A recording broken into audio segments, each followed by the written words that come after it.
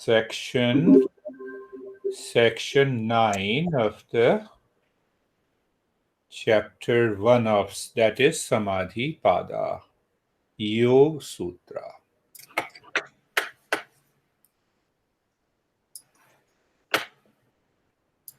When we talk of meditation or mindfulness, we can understand through some stages.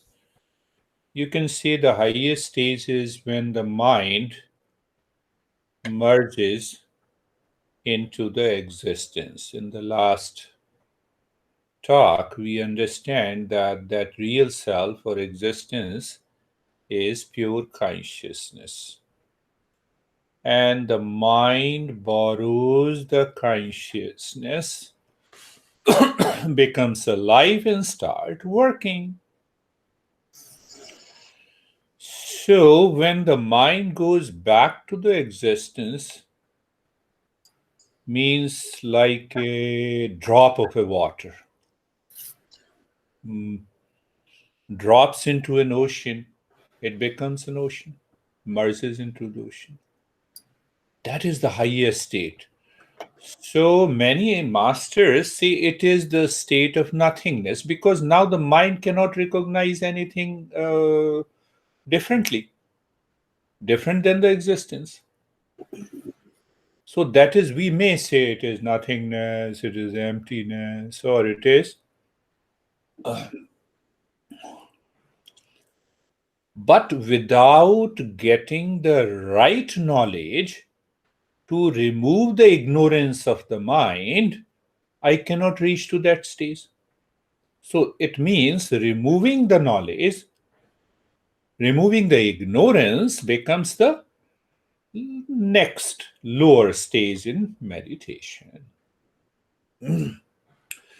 Now, how do I recognize what is ignorance and what is wisdom? That becomes the third stage. Because if I don't study, if I don't understand, like smartphone, I don't know what is smartphone, how it works. So I have to understand. In order to understand, my mind must be purified. Must be purified. And that purification process we have done in the book How to Succeed in Meditation. Four connections, fourfold practices. Now, lower than that, oh no, I understand what is meditation. I do an intellectual exercise, but I don't practice it. I can be a great scholar. Intellectually, I can compare with the quantum physics. Last week, no, everything is energy. No, that is what you are talking of consciousness. I said, what do you mean by energy? If you use the word energy, it means there is a constant change. What we are discovering in meditation, unchanging state of consciousness. How can you say that everything is energy? No, the science says that. Science does not understand what meditation is. Ultimately, she agreed to it and she says, yes, now I can see. Otherwise, what is prevalent in the society? No, consciousness you are talking, I can understand. It is energy. Ultimately, everything is energy. Yes, everything is energy in the material world of objective reality. But beyond that, there is a subjective reality that is. So that is, that comes as a fourth stage. And you can add one more stages. No, I have anxiety, stress, I have relationship problem. Can you help me? So some people get attracted. They find a solution of these challenges in their life. They do the practice, they leave it. Huh? You already introduced me to one beautiful woman in Scottsdale. She did it. She continued to have a relationship problem with her uh, husband. She is not ready to change. Her over expectations is always continuing. Meditation, the principle, the master talks about it. I have to understand my own mind. Whether the other person is right or wrong, I have to do nothing with it. So ultimately, she she does not want to understand.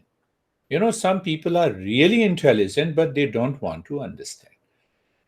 So that is the lowest category. What we say, you are deluded by tamasic guna. You may be doing meditation every day for 10 years, 15 years, 20 years without removing that delusion from your mind. Nothing will happen. So, in the last section, we understood practice of Om leads to the highest state of meditation. That is one thing. Now we are coming to section 9. First 29 sutra, it says, Tatra pratyak chetana adhigamo antaraya bhavascha. Beautiful. Now, what it says, when we really understand what the Om meditation is, not only we reach to the highest state, we just understood what is the highest state of meditation, but it also removes all the obstacles on the path. So that is how Patanjali treats with any subject. He has not mentioned what are the obstacles, but he says, did you understand what is Om meditation? Can you practice it? Don't worry about any obstacle. You continue doing it, and ultimately, not only all the obstacles will be removed, but also you reach to the highest state. What is the highest state? The mind merges. So you can say that you leave the mind, and what you get? The ultimate state of mindfulness. In the second stage, what you drop? You drop ignorance. What you get? Knowledge. Knowledge of the reality, knowledge of what is my real self. What happens in the third stage? You drop your anxiety and duality, and uh, you are not clear, you drop your wrong notion. What you get? Purity of the mind. You become a qualified seeker. Everything happens by the practice of Om meditation. Om om om om om om om om om om om om om om om. No, I practice 5 minutes of Om. Nothing will happen. Some people chant very fast, some people chant very uh, slowly. Some people say I chant 5 times Om every day, and that keeps my mind fit. Okay, might be possible. But this is not what the Patanjali is saying. What Patanjali is saying, there are two words that comes into uh, often used by the Patanjali, is known as Pratyak Chetana, inward moving mind. Paranga Chetana. Chetana means consciousness, and Pratyak means inward moving mind, and Parang Chetana means outward moving mind. How it moves, why the mind always moves outside. So that moves because of desire.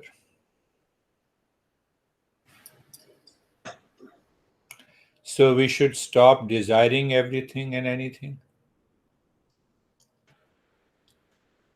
We should stop those desires that harms us, family, and society and the nation. It does not mean that I should stop. No, I desire for food, I desire to drive to your house, I desire to wear a dress. It should not harm me. I have 5 pairs of clothes and still I desire to have another 5 pairs. My finances doesn't allow me, so I'm started harming myself. Well, simple example. And apply that example anywhere and everywhere. Anything in the personal life, in the professional life, in the social life, I have to check it. Now, those desires are harmful, how they work, so that we understand Paranga Chetana. Desire is fulfilled, it leads to greed. I want more. Desire unfulfilled, it leads to anxiety reaction. I become fully busy. One reason of being fully busy, all the time busy, preoccupied with myself, it is because my desires are still unfulfilled. We have to understand. If I am preoccupied, if my mind goes back again and again to myself, I experience the fatigue, I experience an agitation, reaction and response, reaction has not gone down, my desires are not fulfilled. One symptom. Who would you like to send this message to? So the 3 points: desire fulfilled leads to greed. Desire fulfilled leads to unfulfilled leads to anxiety, anger, reaction. Now, this sort of confusion enters into the mind, leads to delusion. That is the fourth enemy. We have 6 enemies: desire, anxiety or anger, greed, and the fourth one is delusion. Because now my mind is colored. I get happiness only when my desire is fulfilled. Mind is colored with that delusion. And if I don't get, I'm agitated, I'm fully busy, I'm overdoing over exertion, I'm burning midnight oil at the same time. I enter into the stress, and then I say, no, I should have a stress. Because I try to rationalize it. This is nothing but the delusion. But the actual word delusion means what I see is not true. By being fully busy, can I discover peace and happiness? There is a projected happiness, but I don't get it. How can I expect to be in peace when I do not work in peace in the future? That is what the delusion is. So now we have 4 enemies. Now see that. That is the worst scenario we experience, we don't notice in the field of delusion. Greed. I want more. My desire is fulfilled. I want more. Again, my want is fulfilled. Again, I want more. That we see in the world today. Then what happens? Fifth enemy comes. What is that fifth enemy? Pride. Ah, you live into that state. I live with those comforts and the luxuries. I have lot of money. It is not that who don't have the money, even with the small things, we have a pride. So because my greed or wants are fulfilled. But if it is not fulfilled, then the sixth enemy enters. What is that? Jealousy. You know, you have it, I don't have it. So these six enemies agitate the mind and creates millions of thought pattern that takes the mind outside, and they express themselves in obstacles, hindrances on the path of meditation. I think we are clear on this aspect. That is known as Parang Chetana. And Pratyak Chetana is just the opposite. Now the mind is settled. I have the six treasures working. So it is not that we should start the Om meditation without having six treasures in me: Viveka, the discernment, and dispassion. Without it, nothing will happen. We can simply chant Om. We can satisfy ourselves. Satisfaction is not mindfulness.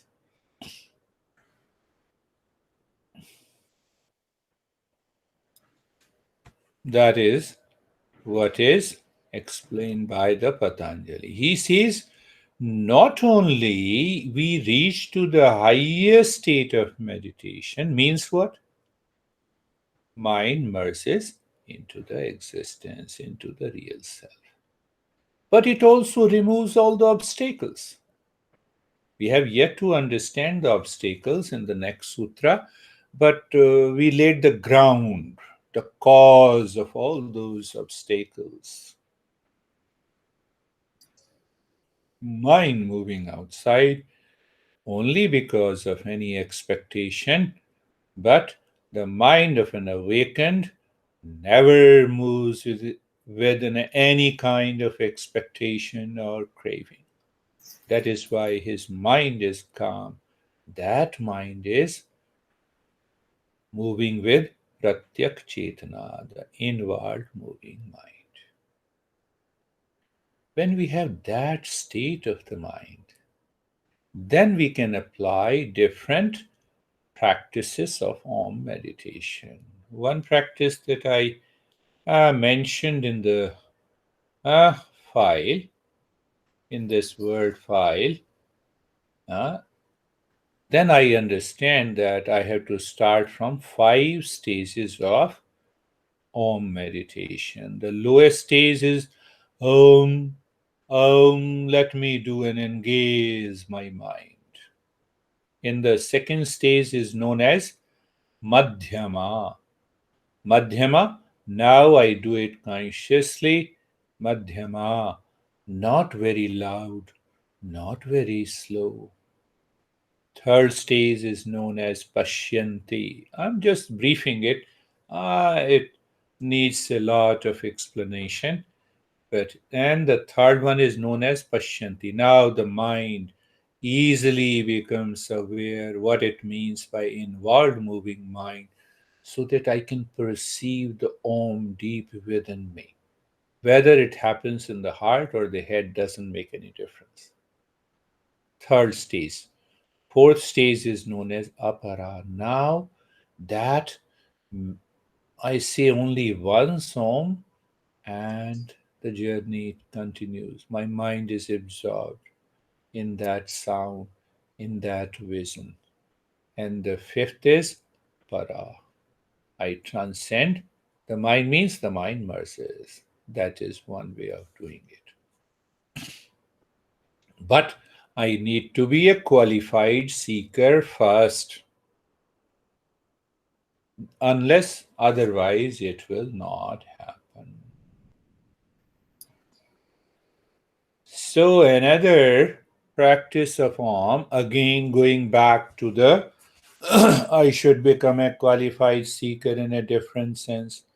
Can I sit in any asanas minimum for half an hour in the state of steadiness and relaxation?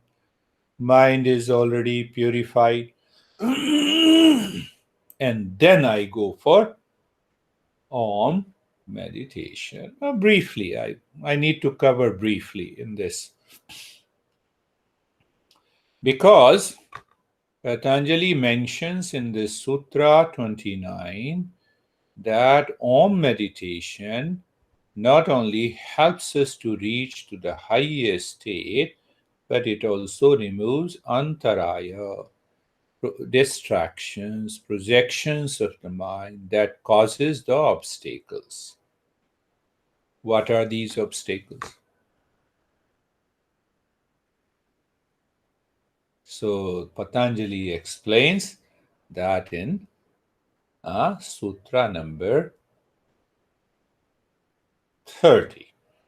Vyadhi steyana sanshaya pramada alasya virati भ्रांति दर्शन लब्ध भूमिकात्वान स्थित्व स्थित्वानि चित विक्षेपा te antaraya. So he says, what are those obstacles of the during the practice of meditation?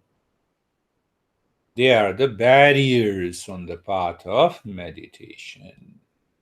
We have just understood how those entire thought pattern comes because of the six enemies. And because of those six enemies, the mind is constantly agitated and it is picking up the object, thing, person from outside. That is why we have those distractions. But if those distractions continues, what happens? It leads to obstacles for which 99% we are responsible. What are those obstacles? So first he says vyadhi, physical illness. So there are two parts of it. I have physical illness, it will disturb the journey of my meditation. And I'm responsible for physical illness because of those six enemies. Two things. It goes two ways. I'm responsible. I did not take care of the health. I did not take care of the mind. I did not observe, understood, and applied the process of discernment and dispassion with reference to desires that are harmful to me, to the family, to the society, and nation. See, that is where I started the talk today. So, we are responsible for these illnesses. On the other hand, now we have a physical illness. It is one of the greatest obstacles to succeed in meditation, that prevents us to succeed in meditation. So, in ancient time, those illnesses were understood into the three groups caused by the imbalance of Vata, Pitta, and Kapha. You see, Ayurveda had come. Then there is another group of illnesses, Aguntaja, Aguntak, caused by the trauma, bite, and the third is caused by the mind. And we also classify these illnesses as purely mental, purely caused by other people outside, beings, and caused by the natural calamities. Like, extreme heat, extreme cold, flood, etc., etc. So now the disease draws the mind repeatedly to the body, and the seeker finds it difficult to move it inside and sustain it. How simple it is to understand. The practice of asana, pranayama, shatkarma, measured diet, Ayurveda herbs are used to regain well-being of the body and the mind in those days. Now we can apply even the modern science.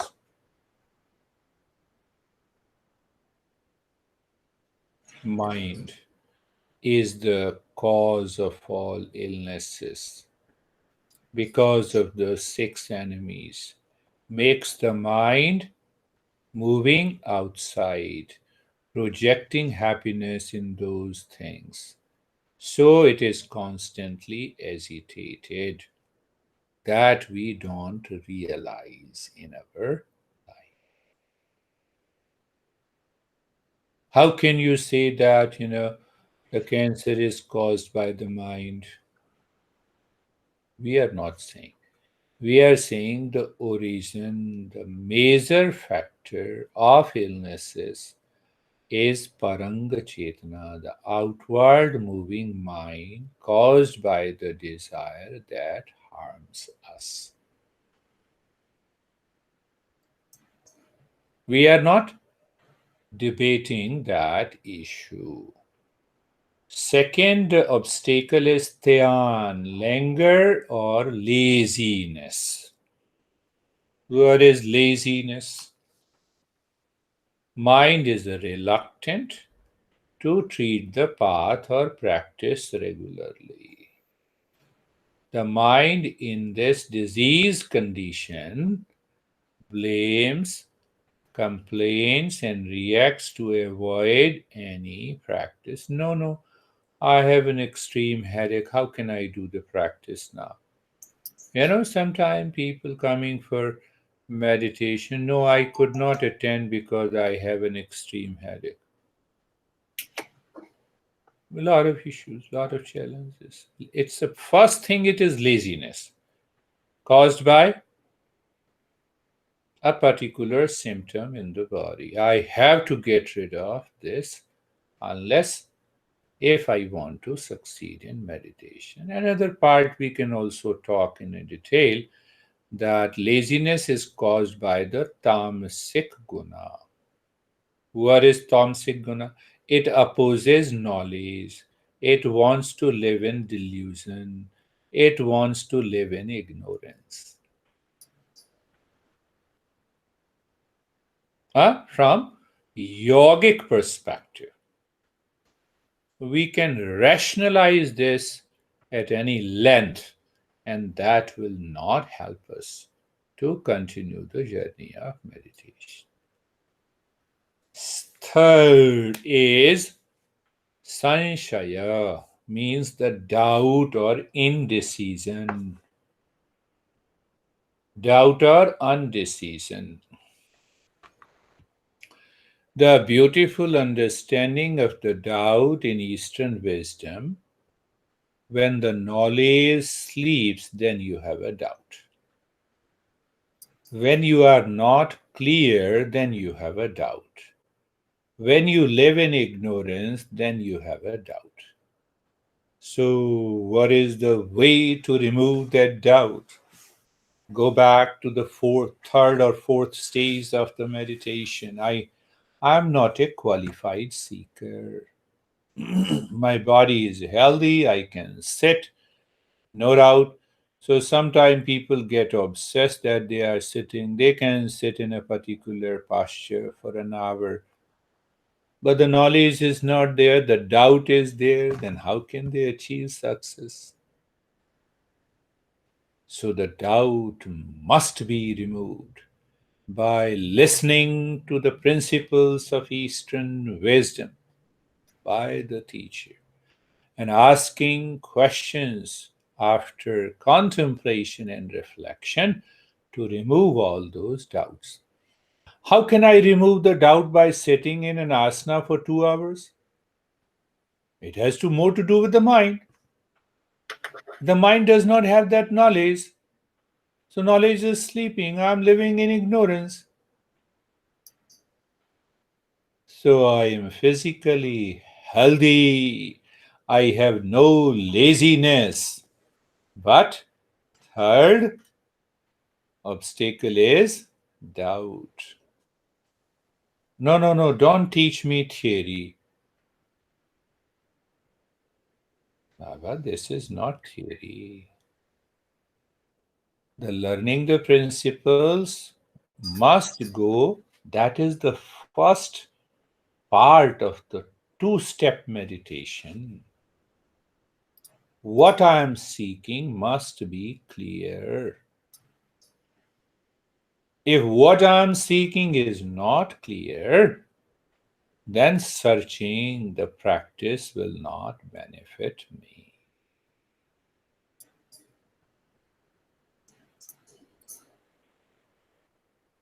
So, Vyadhi, Styan, Sanshaya, three obstacles. Patanjali has mentioned nine obstacles, and if we closely look, you contemplate on that. Why I don't why I don't practice meditation regularly, daily, you can find out one or more of these obstacles in our life. We simply avoid, I don't have time. Okay. Fourth is pramada. The word pramada is frequently used by Buddha in his text, pramad or pramad. So roughly it is translated as attachment or carelessness. Both. Here we can find out every individual is extremely careful in certain areas of their life and careless in other areas of the life. It is not that every individual, or you cannot say that a group of individuals are totally careless and other groups of individuals are totally careful. We are, as a human being, we are careful in those areas where my desire is fulfilled. I don't have a desire for meditation. I have not developed or created a desire for meditation. Just see one example. It's a little, not very deep, but simple. Today we will go to food store to eat pasta because I have eaten before, so that pleasure is constantly agitating my mind. I sit in meditation and that thought of a pasta comes to my mind. The moment I finish the practice and I say, let us get ready and go for it. So that is constantly happening in my mind. Does the same thought pattern of desire for meditation is happening in my mind? No. So when it doesn't happen, then I'm busy. That is why I did not practice it, because I'm putting my whole attention to a particular job. That is why I'm not doing meditation. I will practice meditation once this job is over. That day will never come. So Patanjali is explaining pramada in a different context. Do you have a desire to meditate with a clear vision? What is that clear vision? Permanent peace and happiness. No, I don't have it. Okay, I will do the practice. I will leave it because I have to do this job with the focus and attention. Find out some time to practice meditation because that will give you more focus to complete your job. That feel. We don't feel energy. That is known as pramada. Pramada, you can add this. I have not put this into this file. It's there. Then the fourth one. Now the fifth one is known as alasya. Alasya, more or less, is also a tamasic guna, sloth or sluggishness. Laziness, it also means laziness. at the physical, mental, and because of external conditions. It is kind of inertia of the mind and heaviness in the body. Fifth one, the mind that continues enjoying the comfort and does not like to break the habit or pleasure seeking leads to sloth. Now look at it, compare.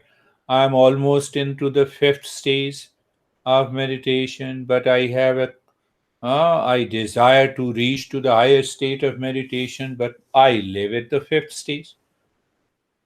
There is no clarity. How can you have it? So those people should be taught, guided the principle of pratyahara. Look at the sense organ. Can you see your eyes are intact? Can you see the beautiful world outside? Now close your eyes and see the world inside. Can you see it through the eyes? No, I cannot see anything inside through the eyes. Okay. Then your world is defined by the sense organs. Yes. Pratyahara is not so easy unless we understand the principle. So you have defined your word based on your sense organ. Do you see any limitation of the sense organ? For example, I know that I cannot see me and that I cannot see the far off objects. Hmm? So we are finding the limitation.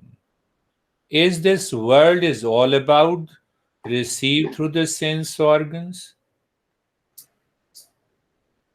The dog can only see two colors, the black and white. But I can see the color. So whose world is real?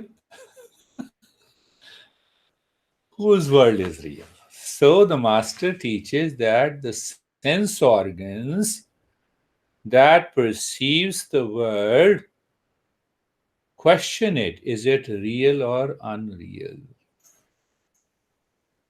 Then only we can move and drop the wrong notion. Then we are able to drop that alasya. That is one way of doing it. Avirati, sensuality, is the sixth one. I have already explained you the desire, seeking pleasure outside, which are harmful to me, leads to the six enemies: hesitation, desire, hesitation, greed, delusion. Uh, what is the fifth one? The pride. And the sixth one is jealousy. So, avirati, virati, constant, mind is constantly absorbed into pleasure seeking by a thought, by a feeling, by an image. No, no, no, I have to do lot of things. Let me finish this meditation for an hour, and after that I will go for pleasure seeking. So the mind is not focused in meditation. How it will go? By discernment, by dispassion. I have to understand the very nature of the mind. No practice will help you to get rid of this avirati until and unless what happens. My body has a temperature more than 102 and 103. All sensuality goes away because I live in low energy. How can I fulfill any sensual desire? So avirati here means a different thing that I have to understand based on the principles of Eastern wisdom to remove this obstacle. Bhranti darshan, seventh one, mistaken notion or delusion. So Patanjali is specifically mentioning the delusion that we have understood as one of the six enemies. Now, what happens? Why he has put a bhranti or a delusion as a seventh obstacle? He should have put desire. No. In day to day life, our mind is heavily conditioned, habituated to lead a life with the wrong notion all the time. And it accumulates reaction, blame, complaint, duality, conflict every day in my life. Honey, my mind is habituated with a particular habit of the honey, so hence I withdraw myself. Come on, what do you mean by withdraw? You withdraw and you painted in your mind a picture of your honey. So you withdraw because of that picture in your mind. That is the greater delusion than reacting it. One example. And it happens in hundreds of these activities during the day. That kind of a delusion we need to understand by learning the principles with the teacher. The teacher goes deeply. You can study from the book also, but book is not alive. You have questions and queries the book cannot solve. So that is why Bhranti. Eighth one, Darshan alabdha bhumika. Not able to see a place which is just seen. That causes lot of challenges. I had the morning session, and one young guy was listening to my talk. He did not practice meditation. Last week it happened. When he was driving, he was listening. He reached home and he shared his experiences. Listening to you removed my all the doubts. My mind was clear, and I realized as if I'm in a meditative state. Wonderful.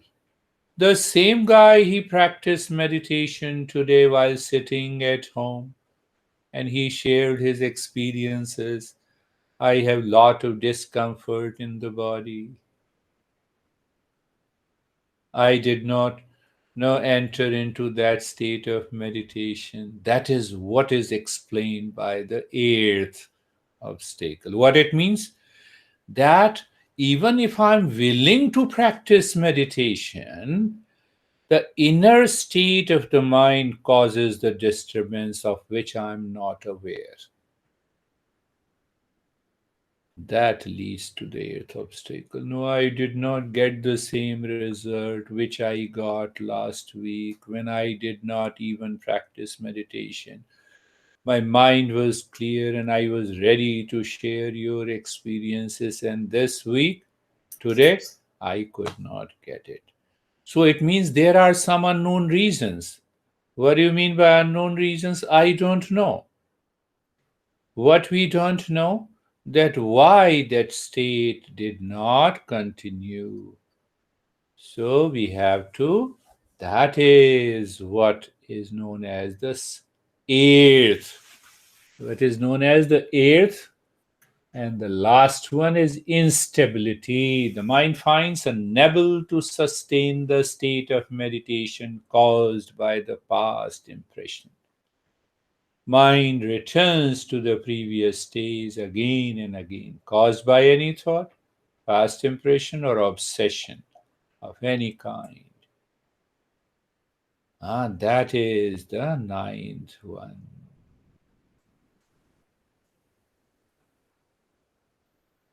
Now, based on these nine obstacles that he clearly defines, covers our entire personal, professional, and social life.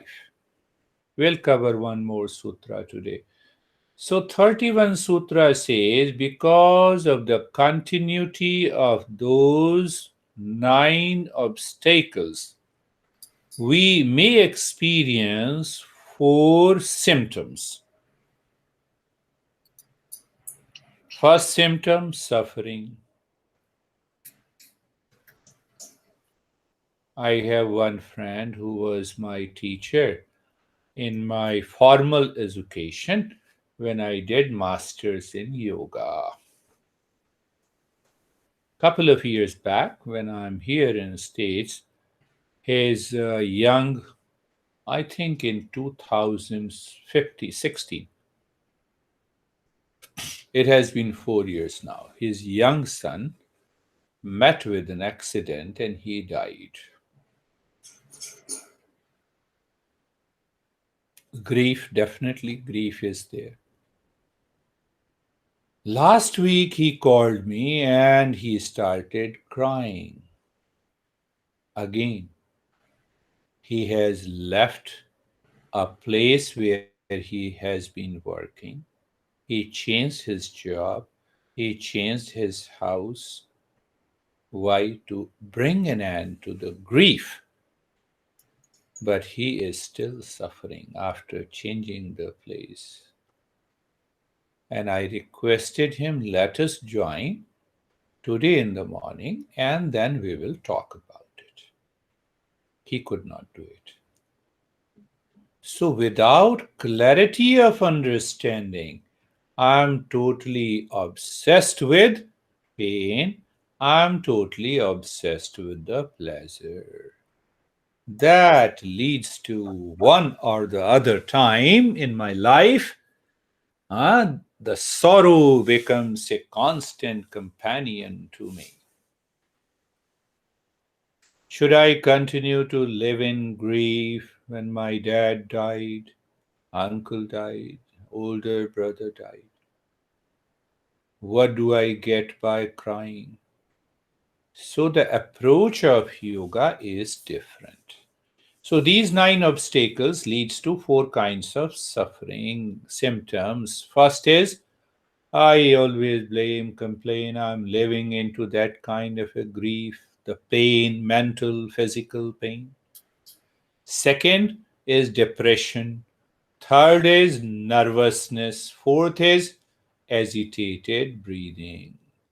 If you see the modern psychology, oh, you have shorter breath, you have a hard breathing, there may be some problem. Patanjali has already mentioned it 2,500 years ago. Symptoms. Another part, shakiness of the body.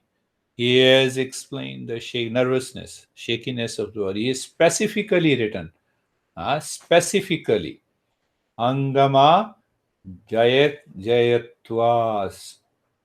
That is one.